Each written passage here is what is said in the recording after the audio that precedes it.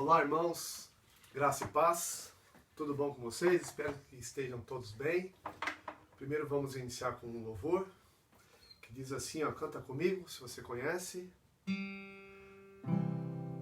Conheci um grande amigo, ele é filho de Deus Pai, e o seu nome é Jesus Cristo.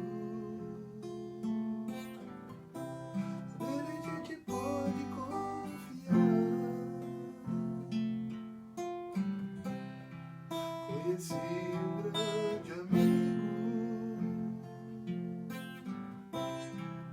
ele é filho de Deus Pai,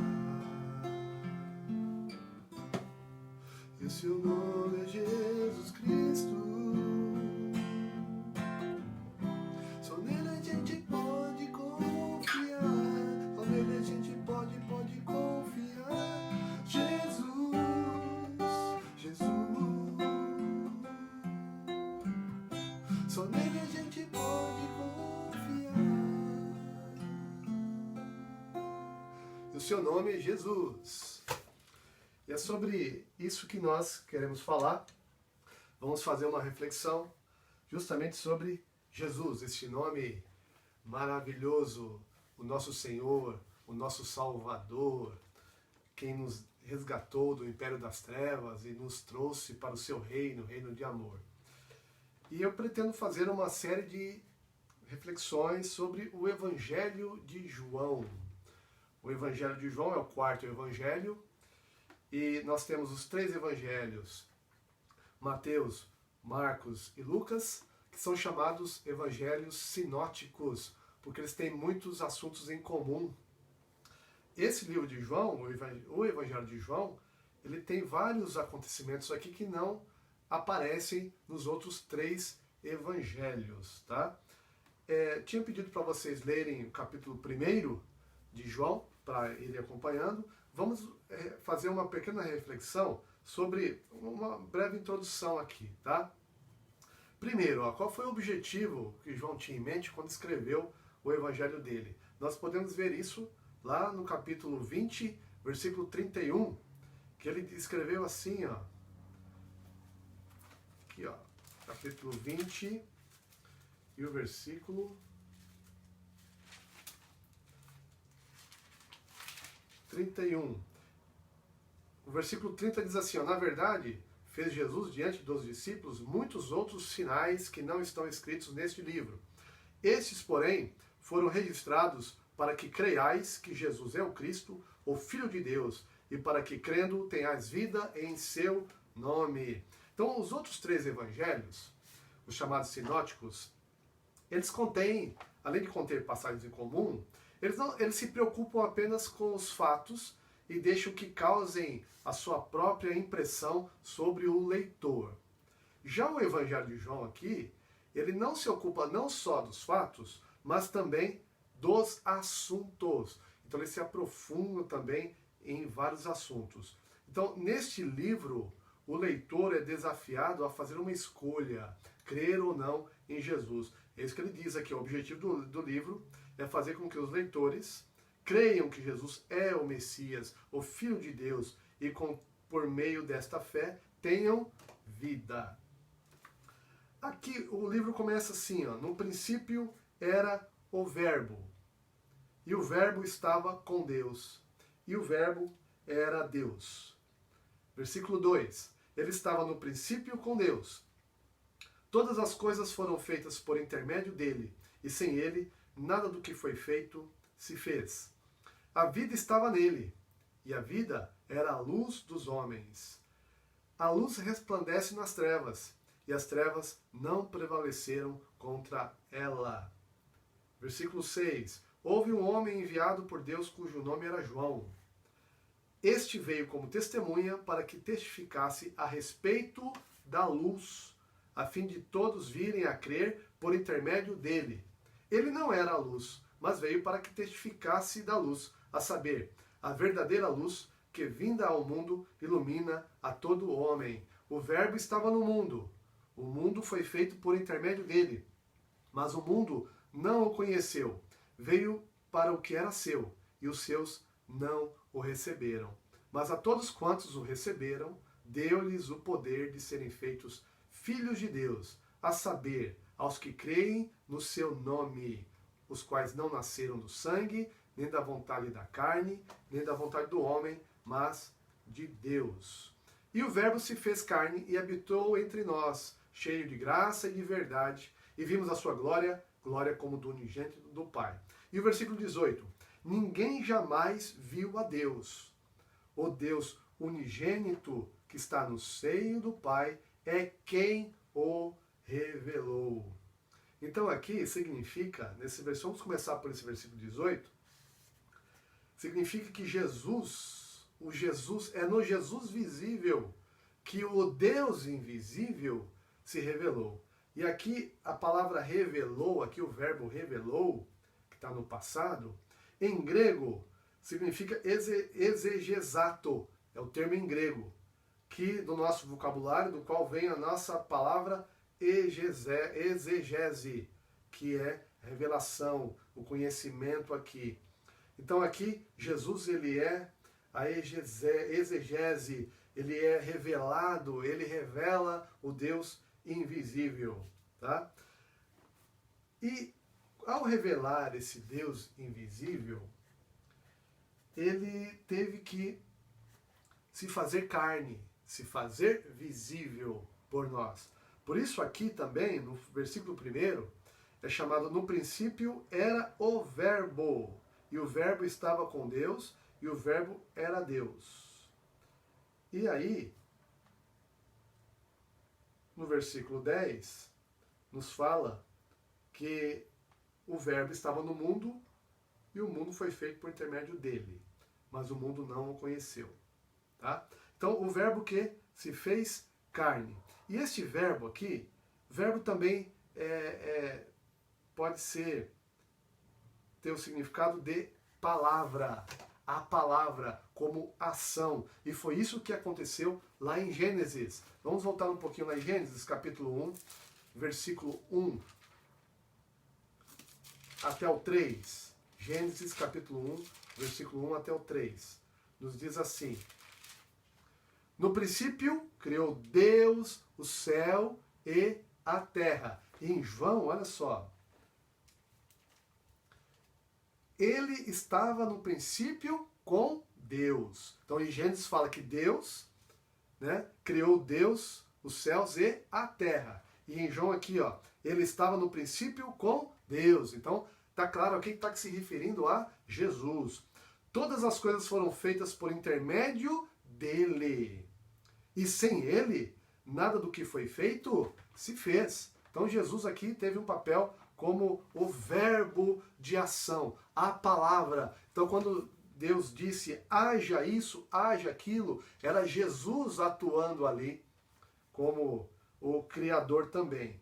E o versículo 2, a terra, porém, estava sem forma e vazia. Havia trevas sobre a face do abismo, e o Espírito de Deus pairava por sobre as águas. Disse Deus, haja luz, e houve luz. Então, fazendo um paralelo aqui, irmãos, disse Deus, haja luz, e houve luz. Olha só aqui, ó. Versículo 2, ele estava no princípio com Deus. Todas as coisas foram feitas por intermédio dele, e sem ele nada do que foi feito se fez. Mas antes havia trevas sobre a face do abismo. Aí no versículo 5, ó, no 4 já diz, a vida estava nele e a vida era a luz dos homens. E Deus disse lá, haja luz, e houve luz. Então a humanidade, em um certo período, perdeu a luz, entrou em trevas, em angústia, ficou totalmente perdida, desgarrada, longe de Deus. Havia um abismo que separava a humanidade de Deus. E Jesus veio justamente para isso, para resgatar o ser humano e trazer luz novamente à vida das pessoas, dos seres humanos. Mas aqui, lá em Gênesis, Deus não fez um convite para criar, ele simplesmente criou. Ele tirou o caos que havia, colocou ordem, criou em 6 dias o mundo e todas as coisas que há no mundo, no universo. e assim se foi. Aqui não há o mesmo parâmetro no sentido de já começar a dizer haja isso e haja aquilo e haja luz. Jesus ele faz um convite. Esse convite aqui, ó, ele fica subtendido no versículo 12, mas a todos quantos o receberam. E como diz em Apocalipse, lá Jesus dizendo, eu estou à porta e bato. Quem ouvir a minha voz e abrir as portas do seu coração, eu entrarei e cearei com ele e ele comigo. Então aqui é um convite. Para as pessoas terem luz, elas têm que aceitar o convite. E aí bate muito bem com o objetivo que João descreveu lá no final, no versículo 31 do capítulo 20. O meu objetivo ao escrever o que aconteceu aqui e falar sobre esses assuntos é para que vocês creiam que Jesus é o Messias, o prometido, o Filho de Deus, e por meio desta fé tenham vida. E a vida que só Jesus pode trazer. E eu tinha pedido para vocês lerem lá em Isaías, capítulo 9, que diz assim, ó, capítulo 9, versículo 1. Mas para a terra que estava aflita, não continuará a obscuridade. Deus nos primeiros tempos tornou desprezível a terra de Zebulon e a terra de Naftali, mas nos últimos tornará glorioso o caminho do mar, além do Jordão, Galileia dos gentios. O povo que andava em trevas viu grande luz, e aos que viviam na região da sombra da morte, resplandeceu-lhes a luz. E disse Deus, haja luz. E isso voltou a acontecer quando o Verbo se fez carne. Houve luz. E o cumprimento exatamente desta profecia que Isaías estava escrevendo, uma profecia. E aqui continuando, no versículo 6, ó, porque um menino nos nasceu, um filho se nos deu, o governo está sobre os seus ombros, e o seu nome será maravilhoso, conselheiro, Deus forte, Pai da eternidade, príncipe da paz. Então, e nós sabemos muito bem que aqui ele está falando sobre Jesus. E essa profecia se cumpriu aqui com a vinda de Jesus, o Verbo se fazendo carne. E para finalizar, para nós conhecermos um pouquinho mais de Jesus, que é destacado aqui em João de forma abundante, e João usa termos, nomes assim, profundos, que demonstram quem é Jesus. Então, para nós conhecermos um pouco mais de Jesus, vamos nos atentar aos nomes que João atribuiu a ele. Primeiro, ele diz que Jesus era o Verbo, e nós acabamos de ver que o Verbo é a ação, é a palavra pelo qual Deus criou todas as coisas. Então, Jesus estava ali comprometido também. Ele criou, foi através de Jesus que Deus fez a ação, criou tudo, como João relata aqui. Sem ele, nada do que foi feito se fez. A vida dos homens, versículo 4, ó, a vida estava nele, e a vida era a luz dos homens. Então, a vida dos homens, a luz dos homens. Então, era o termo usado a Jesus. Aí vem a vida dos homens, aí vem a luz dos homens. O versículo 18 aqui fala que ele é o Deus unigênito. E o Deus unigênito também quer dizer que é o Filho de Deus. O único Filho de Deus, o Filho unigênito também.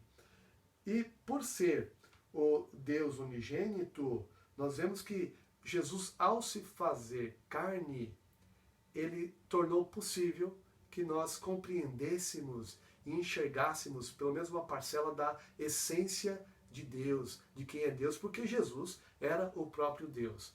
Então Jesus, ao se fazer carne, ele também se tornou homem, mas não perdeu a sua essência divina. Então podemos dizer que ele era 100% Deus e 100% homem.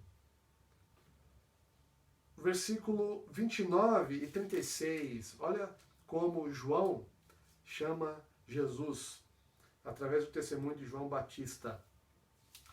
No dia seguinte viu João a Jesus que vinha para ele e disse: Eis o Cordeiro de Deus que tira o pecado do mundo. E porque foi justamente o pecado que fez a separação entre o homem e Deus, e o homem ficou mergulhado em trevas até que viesse a luz, no caso aqui, Jesus. E João Batista foi o precursor, o que anunciou a vinda do Messias, que foi profetizado centenas de anos antes, principalmente pelo profeta Isaías e outros profetas também.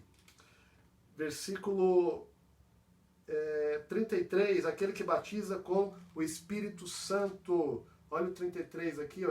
Eu não conhecia, aquele porém que me enviou a batizar com água me disse: aquele sobre quem vias descer e pousar o Espírito, é esse o que batiza com o Espírito Santo.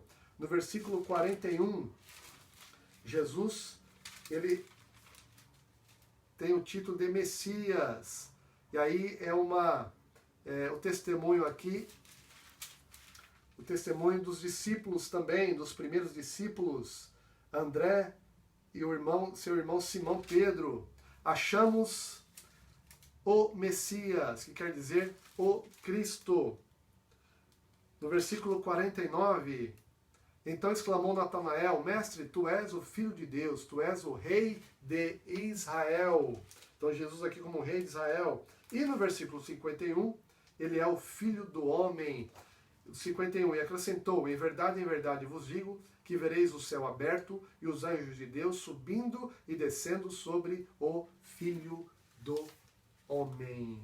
Que aí tem um paralelo com o livro de Daniel, em que Jesus também lá é descrito como sendo o Filho do Homem, aquele que iria e há de vir para consumar aí os séculos, para fazer o cumprimento das profecias de restauração do reino de Deus. Amém, irmãos? Então ficamos por aqui.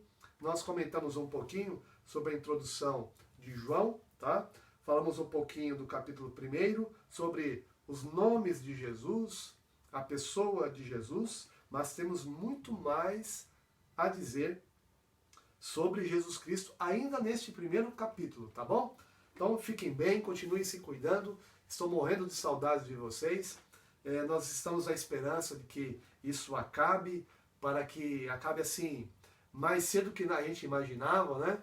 Para que nós nos reunamos novamente, para que façamos a comunhão juntos novamente. Mas enquanto isso não acontece, vamos ter um pouco de paciência, tá bom? Porque a gente precisa ter cautela, porque o Senhor, Ele nos guarda, mas também nós precisamos fazer a nossa parte. Amém? Então fiquem bem, fiquem na paz e até a próxima.